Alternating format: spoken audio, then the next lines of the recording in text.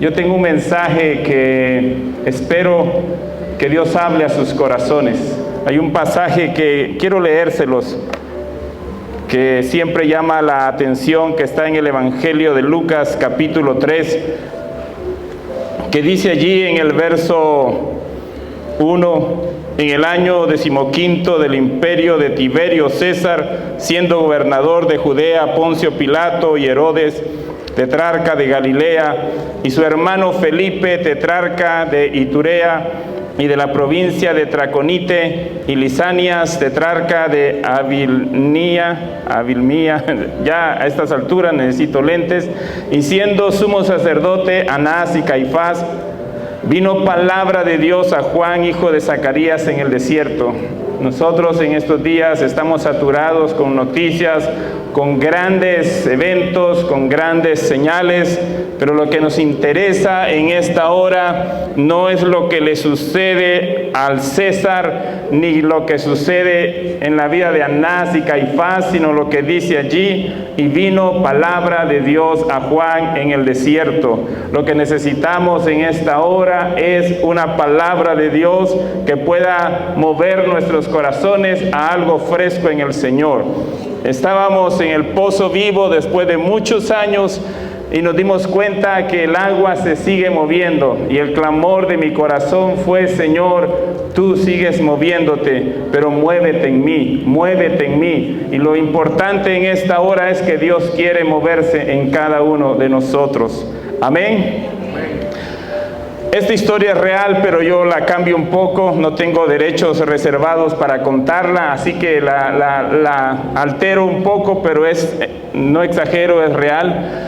Un líder de una misión muy grande, fundador de muchas iglesias, líder de más de 100 iglesias, se encontró una vez con su amigo de hace muchos años, que seguía siendo un pastorcito de una iglesia, y antes de poder establecer una conversación, este líder de esta denominación grande de muchas iglesias le dijo: oh, qué bueno verte, y así empezó: tengo un hijo que trabaja en el gobierno, tiene un puesto muy alto, tiene un sueldo muy grande, él está allí entre las personas principales del gobierno.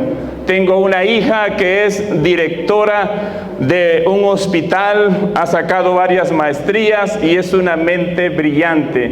Tengo un hijo que es un comerciante que exporta, que viaja a diferentes partes del mundo y es un hombre próspero. Y a propósito le dice: ¿y cómo están tus hijos? Y ese pastorcito solo le respondió: mis hijos son cristianos. Quiero compartir con ustedes un mensaje que se llama El Dios de la cuarta generación. Y aquí habemos varias generaciones, de alguna manera creo que es mayoría la nueva generación, y esperamos que Dios directamente hable al corazón de cada uno de ustedes.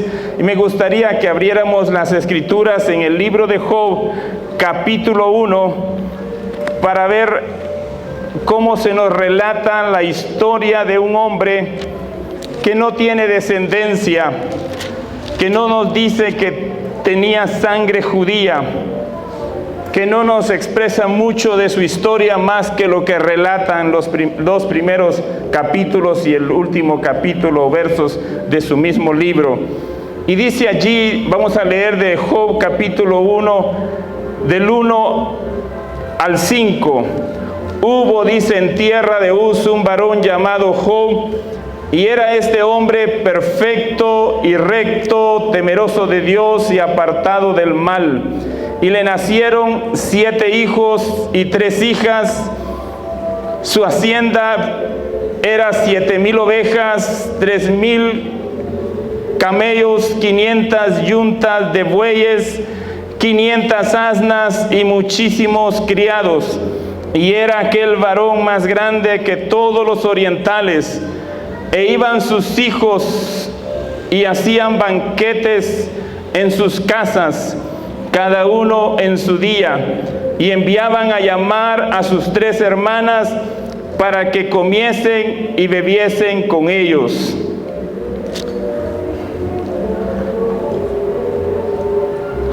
Y aconteció que habiendo pasado en turno los días del convite, Job enviaba y los santificaba y se levantaba de mañana y ofrecía holocaustos conforme al número de todos ellos, porque decía Job: quizás habrán pecado mis hijos y habrán blasfemado contra Dios en sus corazones. De esta manera hacía todos los días. Esta es la historia de un hombre y este es un pasaje que muchas veces lo hemos leído. ¿Quién no ha leído este pasaje? Que levante la mano. Creo que la mayoría lo ha leído. Esta es una historia tan conocida, pero voy a leerlo despacio para que veamos algo que quizás, por lo menos yo no lo había visto antes. Dice en el verso 1: hubo en tierra de Uz un varón llamado Job, y era este hombre perfecto y recto, temeroso de Dios y apartado del mal. Hubo un hombre que llamó la atención de Dios mismo. Hubo un hombre que por su vida, que por su entrega, muchas veces en el ambiente en que vivimos puede ser una excusa para justificar que nosotros no podemos amar a Dios con todo nuestro corazón. Pero Job, en un lugar pagano, en un lugar sin ninguna raíz de judaísmo cristiano, ese hombre en ese lugar llamó la atención del mismo Dios, porque era un hombre perfecto, recto, temeroso de Dios y apartado del mal. Y luego nos muestra el fruto de esa caminata. No solo es una concepción lo que muestra allí, sino que dice: y le nacieron 7 hijos y 3 hijas. El fruto de una caminata se revela en la vida de nuestros hijos. El fruto de una vida piadosa debe revelarse en nuestra generación, en los hijos que Dios nos ha dado. Y luego dice: su hacienda eran 7,000 ovejas, 3,000 camellos, 500 yuntas de bueyes, 500 asnas y muchísimos criados. Y era aquel varón más grande que todos los orientales. O sea, vino la prosperidad, vino el favor de Dios, vino la bendición de Dios. Todo lo que el hombre sembrare, eso también cosechará. Y lo que vino sobre él fue una abundancia, fue un crecimiento. Y luego dice: e iban sus hijos y hacían banquetes en sus casas, cada uno en su día, y enviaban a llamar a sus 3 hermanas para que comiesen y bebiesen con ellos. Allí pareciera que todo marcha bien.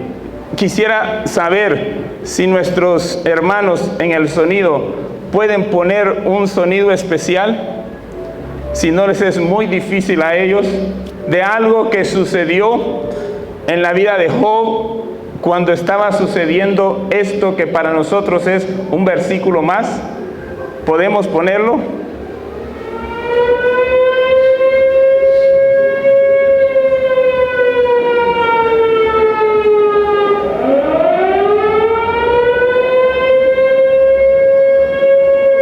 Gracias, felicitaciones. ¿Qué significa ese sonido? Alarma. Peligro. En unos lugares es bombardeos. En Israel, 30 segundos entre la vida y la muerte para poder buscar un lugar donde refugiarse. Cuando Job, en el verso 4, empieza a ver que el fruto de su caminata, de su andar de Dios, trajo abundancia, trajo reconocimiento, trajo prosperidad, pero también trajo banquete, en él sonó esa alarma. Y esa alarma lo que le alertó a él es peligro, peligro, peligro, peligro, porque en ese momento él sabía que su caminata, que su descendencia estaba a un paso de la apostasía y de la perdición. Por eso leemos en el verso siguiente: y acontecía que habiendo pasado en turno los días del convite, Job enviaba y los santificaba, y se levantaba de mañana y ofrecía holocaustos conforme al número de cada uno de ellos. Peligro, peligro, peligro. Lo que quiero decirles es: Job pudo ver lo que venía sobre su descendencia.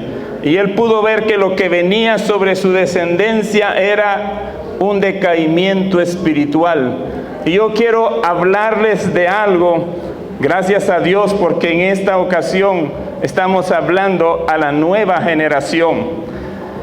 Pero quiero hablarles de algo que es más terrible que lo que está pasando en los Estados Unidos y en cualquier otra parte del mundo.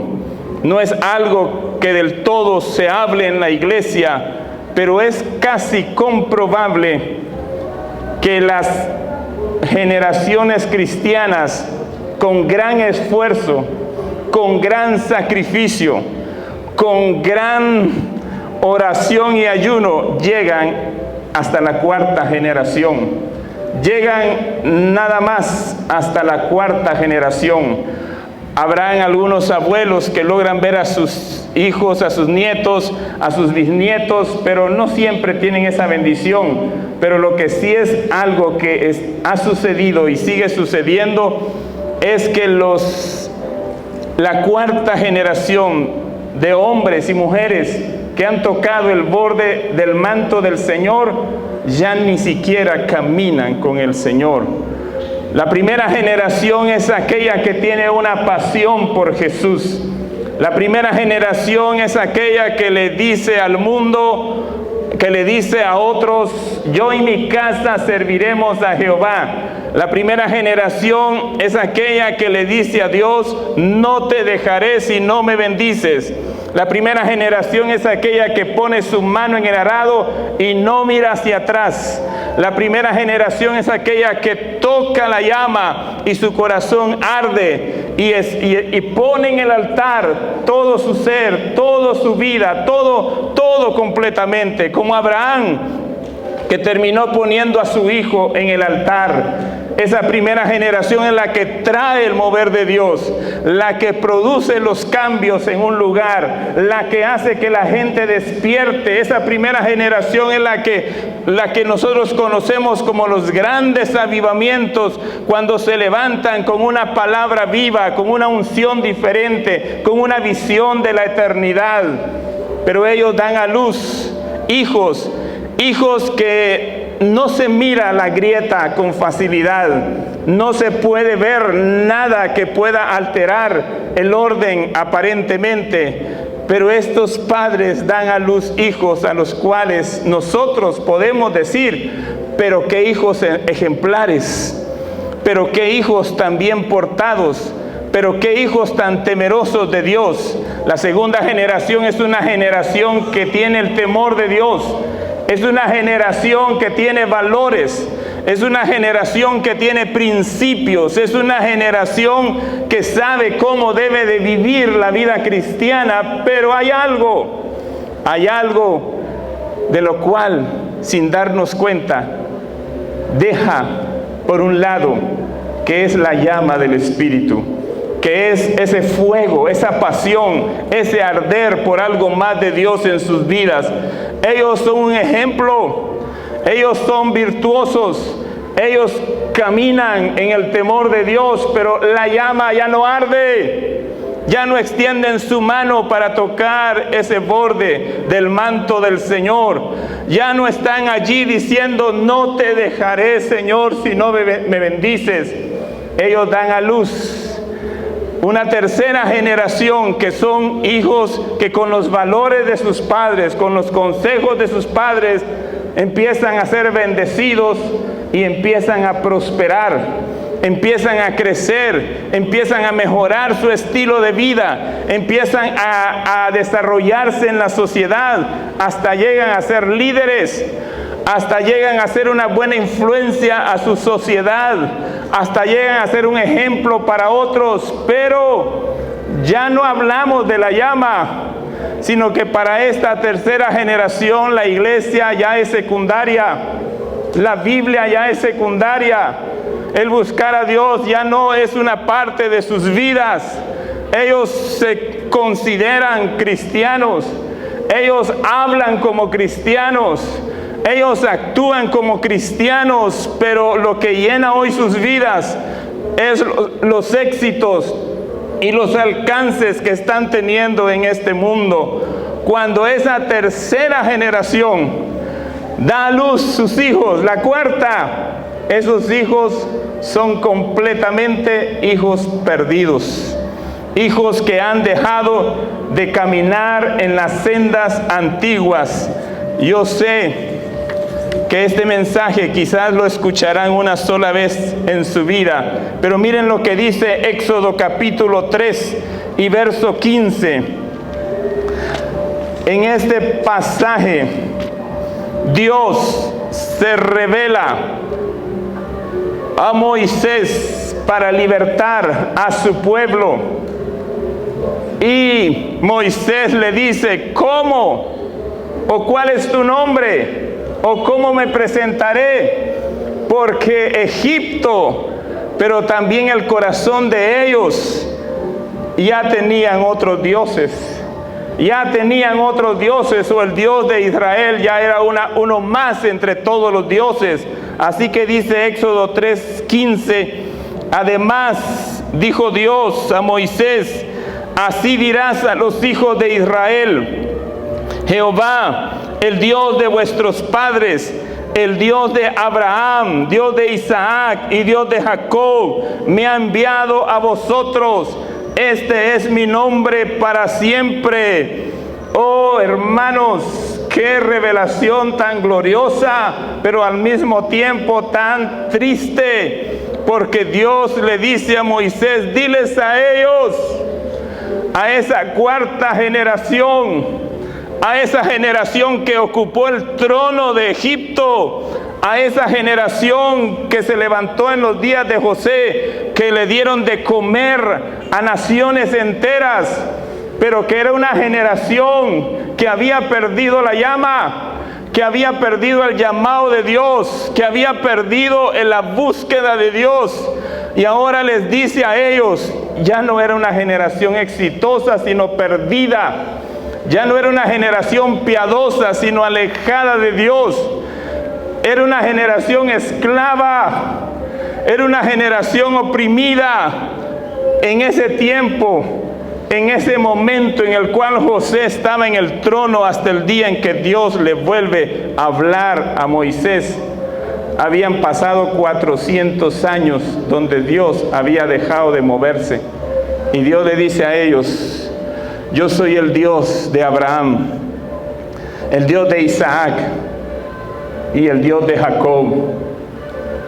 Le está diciendo a la cuarta generación que eres el Dios vivo. Está llegando, amados padres. Nadie aquí quisiera que Dios se revelara como se reveló ese día, que se revelara a nuestra descendencia como una descendencia perdida, que ya no camina, que ya no busca, que ya no sirve, que ya no tiene la pasión por Cristo Jesús. La primera generación son padres amantes, son corazones con el fuego y la consagración, que cuando Dios hace el llamado, solo piensen en estos hombres. Jesús pasó y les dijo: ven y sígueme. No les dio un seminario, no les habló mucho de escatología o de homilética, pero dice: y al instante, dejando las redes, le siguieron. ¡Qué hombres, qué vidas! Que ellos tenían su corazón dispuesto, que el Señor pasó y ellos respondieron. Pero luego se levanta una generación de hijos ejemplares, hijos ordenados, hijos bien portados, hijos bien obedientes, que saben de instrucciones y de valores, pero que la llama ha dejado de arder en sus corazones. Luego se levantan nietos exitosos en este mundo. Nietos que alcanzan lo que otros no han alcanzado. Tal vez sus padres ni fueron a la escuela. Tal vez sus padres eran pobres. Tal vez sus padres fueron gente con mucha necesidad, pero ahora ellos están aquí en la cumbre de la sociedad, pero tibios y con una vida permisiva, permitiendo esto, cediendo aquello, entregándose a deseos desordenados para dar a luz una generación, una cuarta generación perdida, una generación que entra a un tiempo de apostasía, a un tiempo de oscuridad. Oh hermanos amados, oh jóvenes que están aquí, algunos de ustedes hoy les tocará tomar una decisión importante. ¿Serán la cuarta generación o serán los que... Me tocó tanto la letra de este último canto. Hay algo nuevo que Dios está por hacer, dice, ¿verdad? ¿Y cuál es la siguiente frase? ¿Alguien me puede decir cuál es la siguiente frase del canto? Está aquí la hermana que cantó, porque creo que nadie se acuerda del canto. ¿Sí? Hay algo nuevo que está por suceder. Y luego dice, y tus hijos claman por un despertar. Es de Dios ese canto. Para cada uno de ustedes, jóvenes y señoritas, que en esta hora nosotros no somos los que tienen que sentir lo agrio de la fruta, porque nuestros padres dejaron el camino del Señor, o nuestros padres perdieron su fe o se apartaron. Nosotros hoy podemos decirle, Señor, danos un despertar espiritual, danos un despertar espiritual. Miren lo que dice el libro de Josué, capítulo 2. Y verso 10 al 13, y lo sepultaron en su heredad en Timnat Será, en el monte de Efraín, al norte del monte de Gaaz, y toda aquella generación también fue reunida a sus padres, y se levantó después de ellos otra generación que no conocía a Jehová ni la obra que él había hecho por Israel. Y dice, después los hijos de Israel hicieron lo malo delante de Jehová. Después dice que se levantó una generación que hicieron lo malo delante de Jehová. ¿Cómo empezó la historia? Y esta es la historia de la generación que entró a la tierra prometida, pero entró como una generación perdida. La historia empezó con Jocabed, cuando ella dijo, yo no voy a entregar mis hijos al Nilo. Cuando ella se opuso al decreto del rey de que mataran a sus hijos. La historia continúa cuando su hijo Moisés mira la llama, la zarza que arde, y él se acerca para experimentar una revelación de Dios. La historia continúa con Josué, cuando él vio ese corazón dividido del pueblo y le dice, escojan ustedes a quién van a servir, pero yo y mi casa serviremos a Jehová. Pero luego la generación que tenía que experimentar y recibir la gloria de la tierra de Canaán era una generación que ya se había perdido. Oh, amados, no escucho mucho el tema profético, porque si fuésemos la generación que vive en los días de la venida de Cristo, nosotros deberíamos de ser un ejemplo de lo que es una entrega total por Cristo. Y la verdad es que nosotros tal vez hoy necesitamos un despertar espiritual en nuestra vida, un nuevo mover del Señor en nuestra vida. Y yo quiero decirles que la historia del libro de Job nos muestra a nosotros el camino para poder encontrar la redención a la condición espiritual de nuestra vida. Job empieza siendo un hombre con el favor de Dios, un hombre que dice que era el más grande de todos los orientales, un hombre próspero, pero al final de la historia de Job nos dice de él que él lo recibió todo, que él lo volvió a obtener todo, que él lo volvió a alcanzar todo, pero lo que no se menciona es que él volvió a ser un hombre grande entre los orientales.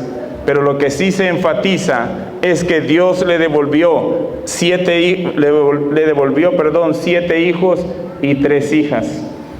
Para Job había algo más importante al final de esa prueba y de esa aflicción que ser grande. Su mayor anhelo era ver a sus hijos caminando con el Señor. Era ver a sus hijos andando en el temor del Señor. Y nosotros queremos ser esa generación que pueda encontrar las sendas que nos hagan volver al Señor. Miren lo que dice Job 42:16. Después de esto vivió Job 140 años y vio a sus hijos y a los hijos de sus hijos hasta la 4ª generación. Job fue un hombre que pudo experimentar que la 4ª generación no tiene por qué perderse. No tenemos que ser una generación perdida. Nosotros tenemos que saber que necesitamos levantarnos de una manera nueva y buscar al Señor de una manera nueva. ¿Todos recuerdan cómo termina el libro de Malaquías? El libro de Malaquías termina hablando de la necesidad de los padres y de los hijos.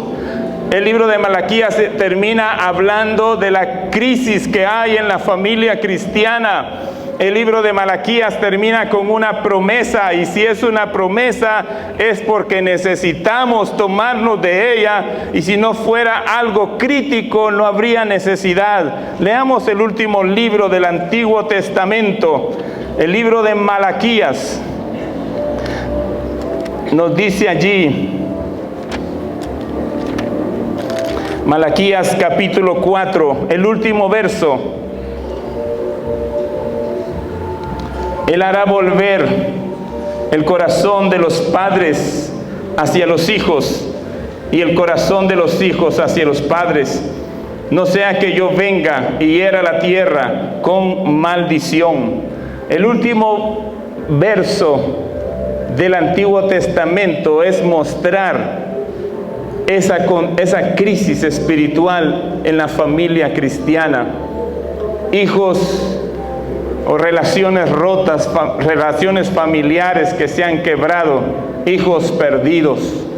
¿Cómo empieza el Nuevo Testamento? Han pasado 500 años de silencio entre Malaquías y el Nuevo Testamento. ¿Y saben cómo empieza? Dice así: grande lamentación, lloro y gemido. Raquel que llora a sus hijos y no quiso ser consolada porque perecieron. El Nuevo Testamento empieza mostrando a hijos que han muerto y que para esa madre no hay consolación. Padres amados, el Dios de la 4ª generación quiere despertarnos para que nosotros no seamos como Raquel. No tengamos que experimentar un grande lamento, un grande lloro, un grande gemido, porque nuestros hijos han abandonado los caminos del Señor. Dios quiere en esta hora que salvemos nuestra herencia, que salvemos ese fuego que Dios un día nos dio y esas promesas que Él un día nos dio. Miren cuál es el clamor de Job, que debe ser nuestro clamor en Job capítulo 29, 2 y 5. Él dice allí, en medio de su desierto: ¿quién me volviese como en los meses pasados, como en los días en que Dios me guardaba? Él está añorando su tiempo cuando él caminaba con Dios. Y él dice: oh, cómo quisiera volver a caminar con Dios, en ese fuego, en esa pasión como caminaba antes. Y dice en el verso 5: cuando aún estaba conmigo el Omnipotente y mis hijos alrededor de mí. Y mis hijos alrededor de mí. ¿Quién me diera ese tiempo donde mi familia caminaba con el fuego, con la llama, con el corazón rendido al Señor, con esa pasión por Cristo Jesús. Padres, ninguna herencia puede sustituir a la herencia de hijos piadosos, a hijos que caminan con el Señor, a hijos que aman al Señor. Pero recordemos esto: la primera generación es la que toca la llama, es la que experimenta el fuego, es la que no mira atrás, es la que no cuenta el costo, es la que no está viendo lo que los demás hacen, es la que no está haciendo cuentas del precio que tiene que pagar, es la que sube al monte, es la que se extiende totalmente hacia Dios. Y qué bueno tener hijos con valores, con principios ejemplares. Qué bueno tener una descendencia próspera, que no vivan, que no pasen por lo que nosotros vivieron. Pero Job se levantó cuando vio que estaban en medio del banquete y él dijo: yo sé lo que viene, yo sé lo que viene. Y si yo no me levanto, y si yo no intercedo por ellos, y si yo no hago algo por ellos, serán una generación perdida, una generación que perdió su anhelo de Dios, su hambre de Dios, su deseo por Dios. Y eso es una carga de mi corazón, es una carga de mi corazón. Yo ya soy abuelo, ya tengo nietos, y pasé toda una vida sembrando en el corazón de mis hijas el amor de Dios. Y solo Dios sabrá que mis nietos también tengan ese amor por el Señor. Miren este pasaje, ya para ir terminando, en 2 de Timoteo, capítulo 1, versos 4 al 6. El apóstol Pablo le escribe a Timoteo y le dice estas palabras, deseando, recordemos ese canto, me gustó mucho la letra, pero no tengo la capacidad ahorita de recordarme lo que decía. ¿Cómo es que dice la primera frase? Algo nuevo está por comenzar. Y luego dice, ¿cómo dice? Nuestros hijos claman por un despertar. Algo nuevo está por comenzar. Nuestros hijos claman por un despertar. Esa es la conclusión de este mensaje. Y jóvenes y señoritas, ustedes no tienen por qué ser la cuarta generación, pero pueden ser hoy el principio de una nueva edad, de un nuevo despertar, de una nueva caminata. Mis padres no me enseñaron el camino de Dios. Mis padres no me llevaron a la iglesia. Mis padres no me enseñaron lo que a ustedes, sus padres, seguramente les han enseñado. Pero en un punto de mi vida, Dios me salvó, Dios me encontró, y mi corazón siempre se movía al mundo, pero la llama vino a mi corazón, el fuego del Espíritu vino a mi corazón. Yo no tenía ni pastores, ni amigos, ni nadie, pero en un punto de mi vida le dije: Señor, todo lo entrego a ti, todo mi ser es tuyo. Y el fuego de Dios fue lo único que me mantuvo como joven en el camino. Yo le hice al Señor un voto, yo le hice al Señor una oración, pero fue el fuego de Dios que empezó a arder en mi corazón, que me dio la victoria sobre las pasiones juveniles, sobre las tentaciones, sobre las malas amistades. Sus padres pueden aconsejarles día y noche. Sus padres pueden darles instrucciones sabias, pero si la llama no arde en sus corazones, ustedes están en peligro, porque ustedes tienen que levantarse y saber, como Job, que hay una sirena que está sonando. Peligro, peligro, porque el banquete, porque la prosperidad, porque el éxito no es que sean malos, pero en toda la historia nos ha mostrado que estamos muy cerca del precipicio. Y dice allí en 2 de Timoteo 1:4 al 6, deseando verte al acordarme de tus lágrimas para llenarme de gozo, trayendo a la memoria la fe no fingida que hay en ti, la cual habitó primero en tu abuela Loida y en tu madre Eunice, y estoy seguro que en ti también. Esta es un ejemplo de 3 generaciones que no habían perdido la llama, que no habían perdido la pasión, que no habían perdido el fuego, y termina diciéndole: por lo cual te aconsejo que avives el fuego del don de Dios que está en ti por la imposición de mis manos. Timoteo no había perdido su pasión por Jesús, no había perdido su anhelo por Dios, pero aún así el apóstol Pablo le dice: yo te aconsejo que avives el fuego que hay en ti. Y queremos terminar haciendo un acto de fe. Y si son padres, decirles: Señor, si tengo que llorar todos los días, lloraré. Si tengo que clamar, clamaré. Si tengo que hacer cosas radicales, las haré, pero ayúdame a no tener una generación perdida. Ayúdame, Señor, que cuando busques a mi descendencia, no la tengas que buscar en Egipto, no las tengas que buscar en las cantinas, no la tengas que buscar en las cárceles, no la tengas que buscar en la ciencia de este mundo, sino que cuando tú la busques, solo le digas: ven y sígueme, y te siguen. Y jóvenes solo tienen que hacer algo: decirle: Señor, yo quiero ese fuego. Yo quiero que hagas algo nuevo, pero lo hagas en mi propio corazón. ¿Cuántos quisieran hoy? Yo era joven, estaba estudiando magisterio en una escuela donde no solo enseñaban para ser maestros, sino para ser guerrilleros.